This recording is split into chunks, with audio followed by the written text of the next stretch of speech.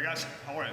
Hey, I thought I'd put a couple videos together. I'm saying a couple because that's kind of what we're going to work on today.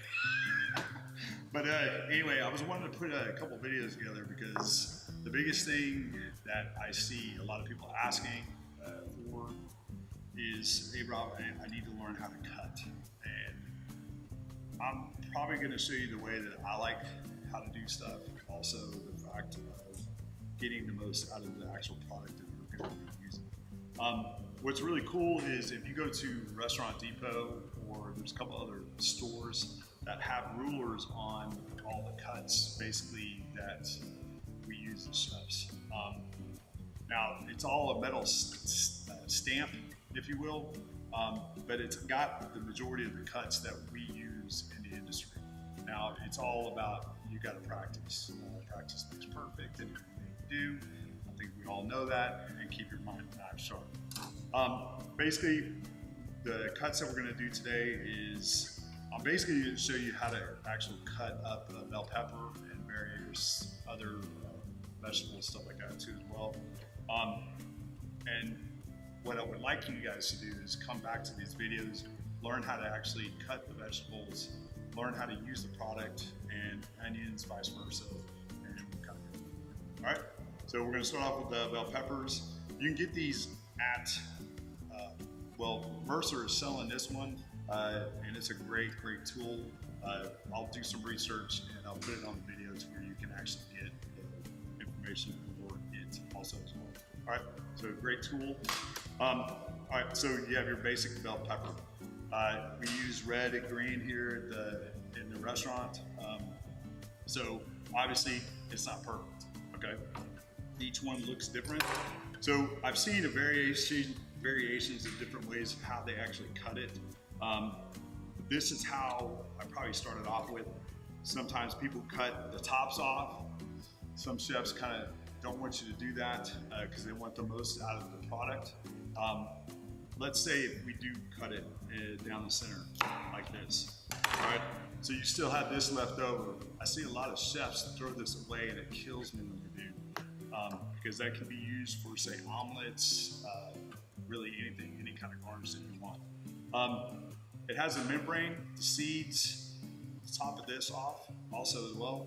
So what I do, if, say, we're going to cut it this way, I will cut the bottom too as well.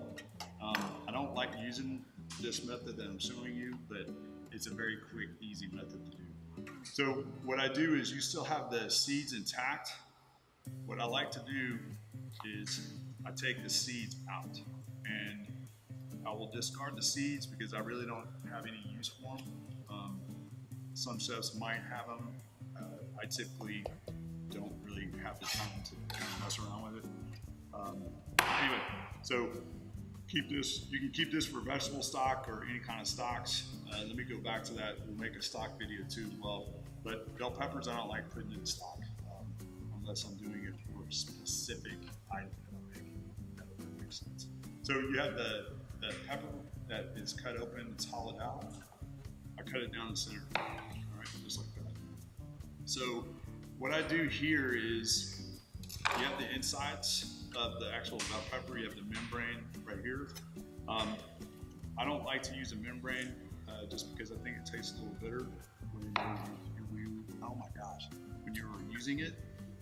And basically what I do is that I'm going to cut the membrane out, all right?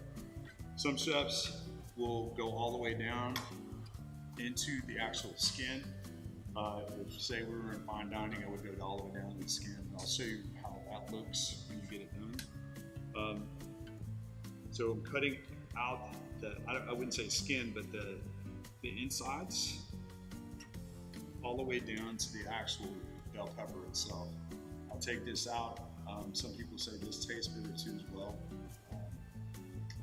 It kind of really depends on what you're using it for. So I'm going to do a Julianne cut, and it's basically thin strips, almost looks like a matchbook, but a bell pepper, I don't know if it would even be considered the technical right term. So I'm going to do a fine Julianne. And basically what I'm doing here, I know I'm going fast, is it's just the rocking and the motion of the actual, the actual cut. And after a while, you just start speeding up. So I'm gonna take the membrane out again. I'm gonna show you slow. Take some of the skin off. Now it's also important that you always keep your cutting board clear and to where there's not a whole lot on the cutting board. The reason being is for safety standards and also to where you don't want your knife to slip.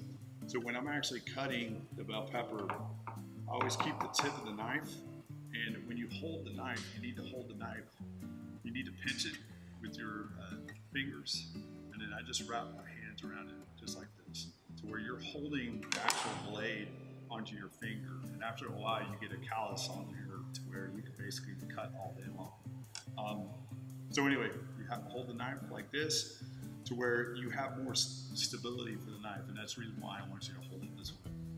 So, and also, if you're holding it back here, or sometimes I see chefs hold it like this, that you don't have very much control over it. So that's the reason why we as chefs, we like to hold it firmly in our hand, blade, and we have more stability, if you will. So when I cut with the Julianne, I have the product laid out, I smash it as much as I can, and I do the first cut, and I keep the tip onto the actual cutting board. I don't want to lift it up. That way I just kind of rock the motion. So a lot of chefs, after a while, will eventually, you're gonna shave off tops of your fingers after a while after you get good at it. Or if you're not good at it, you're gonna shave the tops off. But I use my fingertip as a guide. Only do that when you're ready to feel confident after probably about maybe 6 months to a year, because it's gonna take some time to get the knife skills down, but just easy does it, all right? Don't worry about speed, worry about learning how to hold the actual knife in your hand, the rocking and the motion of the actual product underneath, and voila. So basically, you have the fine julienne of the bell pepper. It can be used as garnish too as well. Now, there's also another cut that is done out of this, and it's called a fine brunoise. And I'll put the measurements of these actual cuts up on the side over here so you know what they are.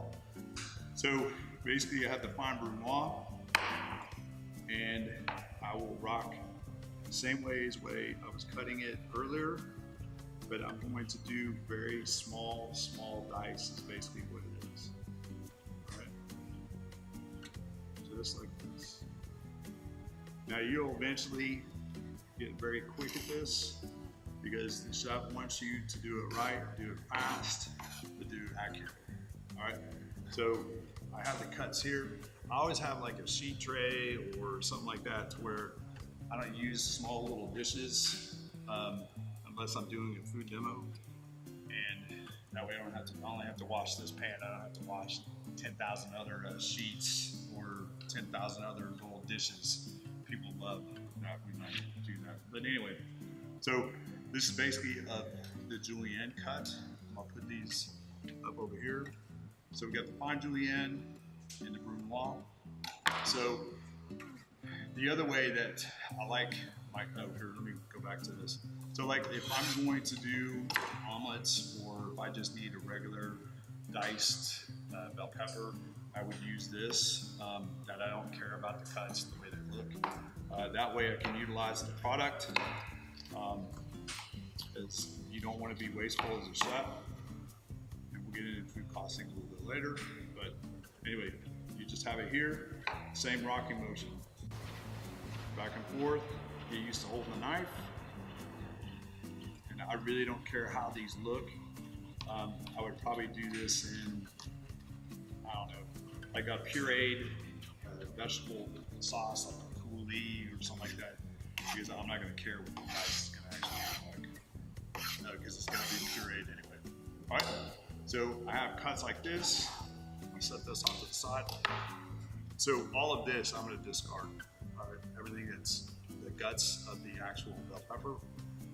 These I've finished obviously, and kind of use them for everything else. All right, so I'll show you the other way that I like how to do it. I think there's a ton of videos on YouTube that you can watch and learn. I think Gordon Ramsay's got an excellent one that I was taught the way that he is suggested to as well. So you have these lines right here that are on the bell pepper, right?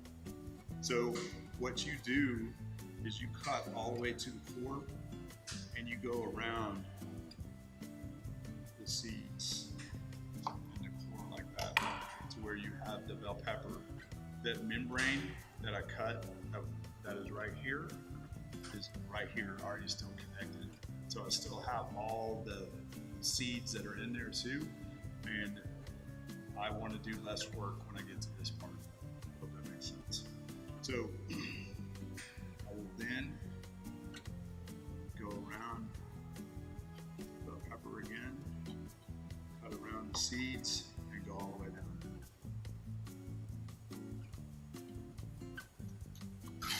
And I'm sure I'm doing it some ways that other chefs have not or don't do, but this is the way that I do it that works for me. Love to hear your comments. I think us as chefs always need to learn, right? So then I have the basic core. I've still got this. I'm going to cut the bottom of this off, all right? Because I'm gonna fine dice this. I'm gonna come back around. And then take this top off.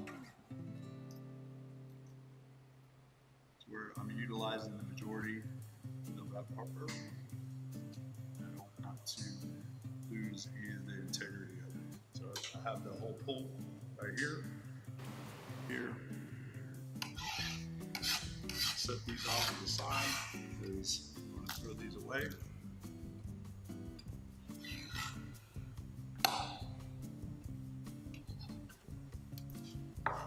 So let's go to the top here. I'm going to mash it. And I'm going to cut the membrane as much as I can. Now this is what I would use for any coulis, any sauces, or something that I'm not going to really care about the cuts because they're not going to be seen or it just doesn't matter. Okay. Now I would sometimes if you leave the membrane, like say in jalapenos or any other kind of bell peppers or any kind of peppers itself, this membrane and the seeds are where the heat is. A lot of people don't know that. That's the reason why we take them out too as well. It also tastes bitter. I don't want to taste the actual bitterness of the bell pepper. So I'm just going to give a quick dice. No real care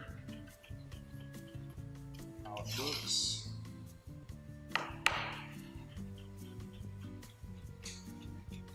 Keeping the tip in this constant rocky motion. All right, so like this would be just something that I'm going to use just to have flavor into it, and not really worry about the size or chop or whatever. All right, so I'm going to do a large julienne cut, taking the membrane. I always do this. It's just become a huge habit because I can taste it now that I know it's there. If I didn't take it out, I'd be able to taste it irritating. So I have the bell pepper. I'm going to do a larger julienne.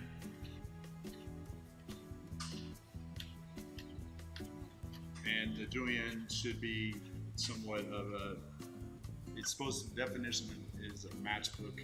We're not going to get a matchbook cut. All right, so I have the larger julienne. Now I'm going to do a large dice or a medium dice.